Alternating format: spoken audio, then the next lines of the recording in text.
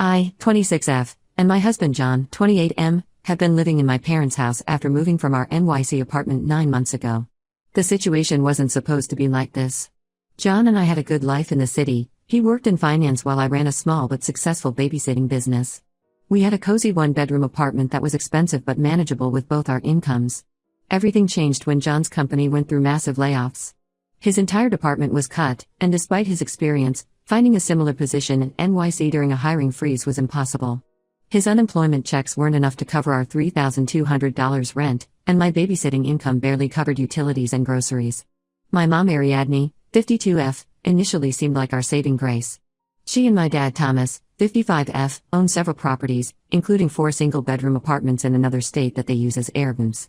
When I called her crying about our situation, she immediately offered us one of these apartments. They also have another house in NY where we could have stayed, but my dad's severe cat allergy made that impossible. We have 2 cats, Luna and Milo, who we've had since they were kittens. They're family to us, and giving them up was never an option. The apartment she gave us was small but nice. John found a new job at a local company, though the pay was less than his NYC salary. Then my mom mentioned they needed help managing their restaurant in the same town since they weren't physically there. John offered to help, thinking it would show our gratitude. He ended up basically running the entire place, handling money, managing employees, doing inventory, everything. They didn't pay him for this work, but we felt indebted to them for the free housing, so he didn't complain. When I got planned, we'd been trying for a while, things got complicated. The nearest hospital was an hour away, and the only OBGYN in town had a 6-month waiting list for new patients. I still had Fidelis Care Insurance in NY that covered everything, so I started flying back monthly for appointments. During these trips, I stayed at my parents' NY house while John stayed back with the cats and managed the restaurant. As my pregnancy progressed, the monthly flights became more difficult. By my 6th month, both my doctor and John were concerned about me traveling so much. We decided we needed to move back to NY before the baby came. I also wanted my mom's help during the first few months with the baby. She'd always promised to be there for me when I had children. We found a decent apartment in Queens and got approved, but the upfront costs were insane, $7,000 including first month, last month, security deposit, and broker fees for a 17-month lease. While discussing this with my mom, she suggested a better option. She said her friend who works at a bank told her about this first-time homebuyer program that helps with down payments. She offered to supplement whatever the program didn't cover, saying it would be better to buy than waste money on rent.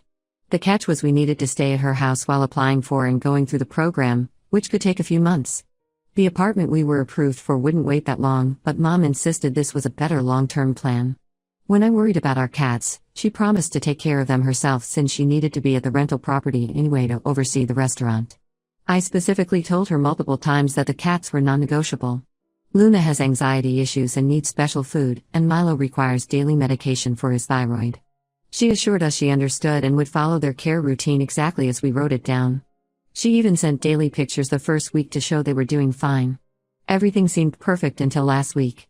My mom came into my room while I was resting, being 7 months pregnant is exhausting, and announced that we needed to move out within 2 weeks. Just like that, no discussion.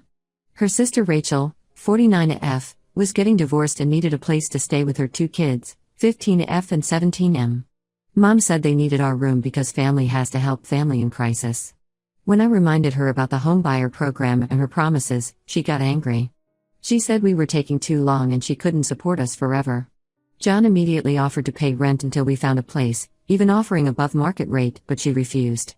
She said Rachel's need was greater than ours. Then she casually mentioned, as if it was nothing, that she had given our cats away to a nice family because they were too much work.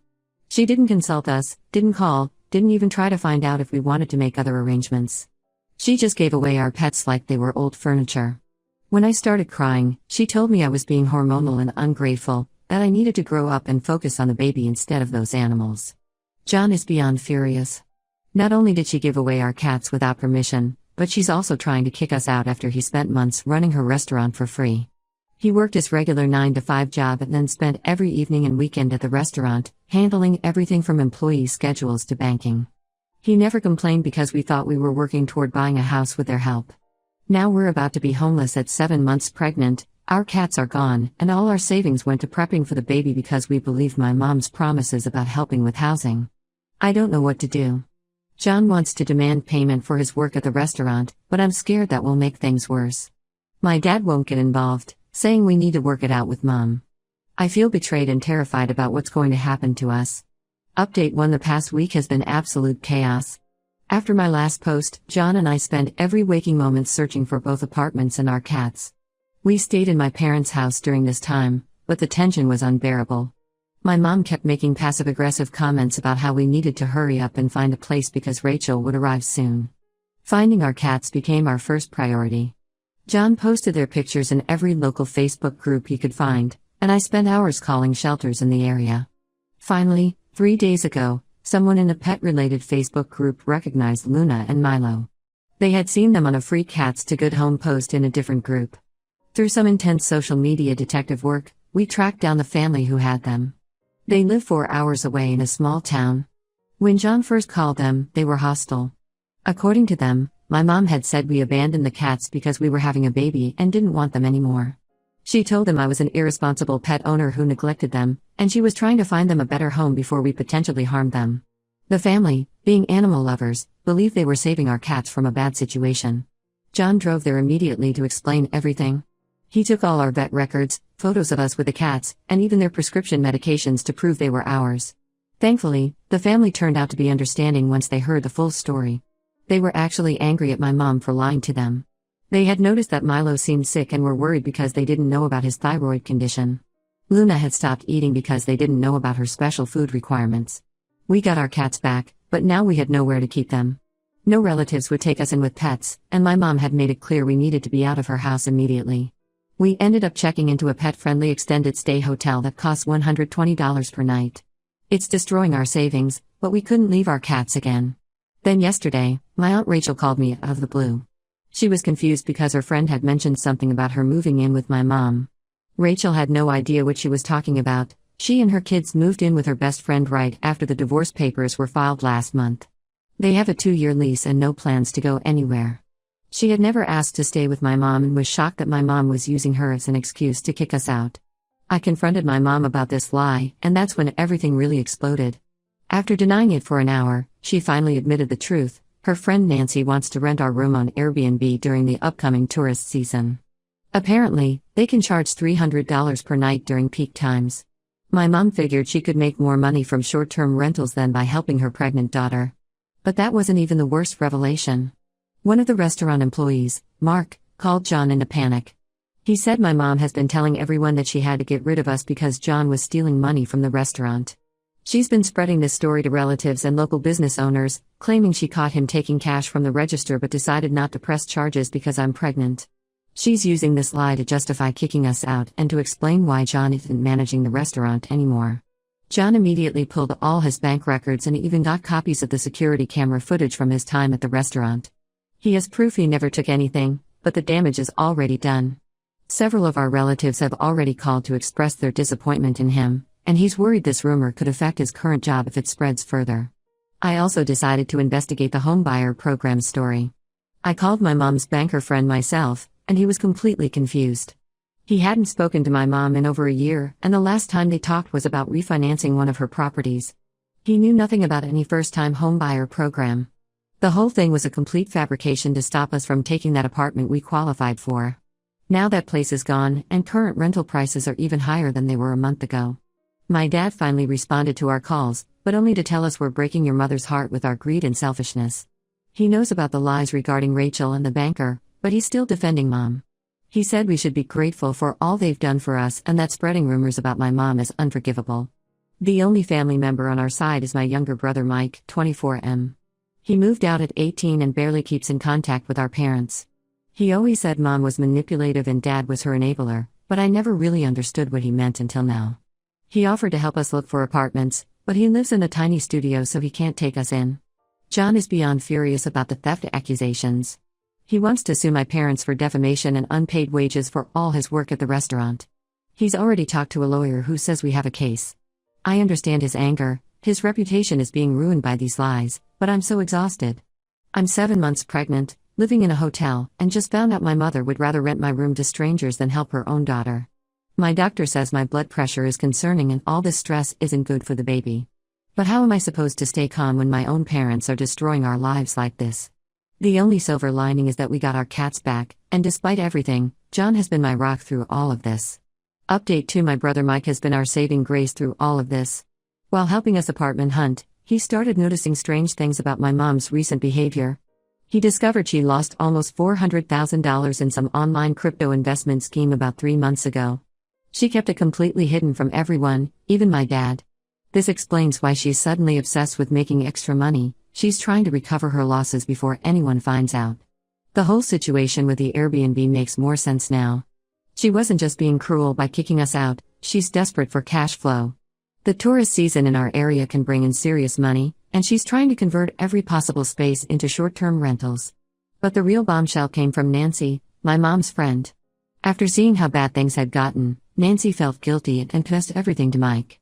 The whole homebuyer program story was part of an elaborate scheme. My mom planned to use our good credit and first-time buyer status to get a house, then somehow pressure us to move out and let her take over. She figured she could bully us into it once we were financially committed. She told Nancy that pregnant women will agree to anything if they're desperate enough. The employee who warned John about the theft accusations, Mark, got fired last week. But before he left, he made copies of all the restaurant's recent paperwork. Turns out my mom had been keeping 2 sets of books, one showing the real numbers and another with manipulated figures. She was using John as a scapegoat to hide her own financial mismanagement. The real books actually show that under John's management, the restaurant had its most profitable quarter in 5 years. We're still stuck in the extended stay hotel, but Mike finally convinced his landlord to let us temporarily stay in his spare room.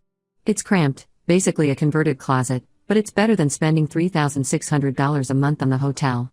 Our cats are adjusting surprisingly well to the small space. The biggest change came when my dad discovered Mom's financial secrets. Someone from the investment company called their home phone about recovering the lost funds, and he picked up. They had a massive fight that the neighbors could hear. He finally called us to apologize, admitting that Mom has had a gambling problem for years that he tried to help her hide. He kept hoping she would get better on her own, but instead, she just got better at hiding it. John took all our evidence, the real books, the fake books, Mark's testimony, the security footage, and proof of his unpaid work, to a lawyer. The lawyer said we have a strong case against my parents for defamation, unpaid wages, and possible financial fraud. He helped us file a police report to protect ourselves, saying we need an official record in case my mom tries to blame more things on John. The stress has been affecting my pregnancy significantly. My blood pressure won't stabilize, and the doctor is worried about preeclampsia. I'm now having twice-weekly checkups instead of the usual monthly visits. John has been handling everything, the legal stuff, the apartment hunting, taking care of me and the cats, all while working his regular job. There might be some hope for our housing situation though. John found an apartment about an hour outside the city. It's farther than we wanted, but the rent is actually affordable and they accept pets. The commute would be rough, but at this point, we just need stability before the baby comes. My mom keeps trying to contact us through different numbers and new social media accounts, switching between threats and tearful apologies.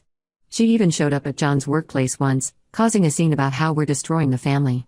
His boss was understanding thankfully, especially after hearing about the missing wages from the restaurant. Mike says he's not surprised by any of this. Apparently, she pulled similar stunts with his college fund years ago, which is why he moved out so young. I feel stupid for not seeing the pattern sooner, but I guess I wanted to believe she had changed. The hardest part is knowing this isn't just about money anymore. Even if she somehow recovered all her losses tomorrow, I don't think I could ever trust her again. She was willing to make her pregnant daughter homeless and destroy her son-in-law's reputation just to cover her own mistakes. That's not something you can just forgive and forget. Final update: a lot has changed since my last post. We moved into an apartment about an hour from the city. The commute is long but manageable, and more importantly, we're finally stable. The landlord turned out to be incredibly understanding about our situation and even waived the pet deposit for our cats after hearing what happened. Our daughter Emma was born healthy last month, despite all the stress during pregnancy. I ended up needing an emergency C-section due to preeclampsia, but we both recovered well. The cats have become surprisingly protective of her. Luna sleeps next to her crib, and Milo follows me whenever I carry the baby. The situation with my parents took several unexpected turns. Mom's attempts to blame everything on their accountant backfired spectacularly. He had kept detailed records of every time she instructed him to create fake books, including emails and recorded phone conversations. When the police got involved because of potential tax fraud, he handed everything over to save himself. My dad finally filed for divorce after discovering Mom had gambled away $380,000 of their retirement savings. He sold the restaurant to one of their long-term employees, ironically, Mark's cousin, and moved in with my uncle.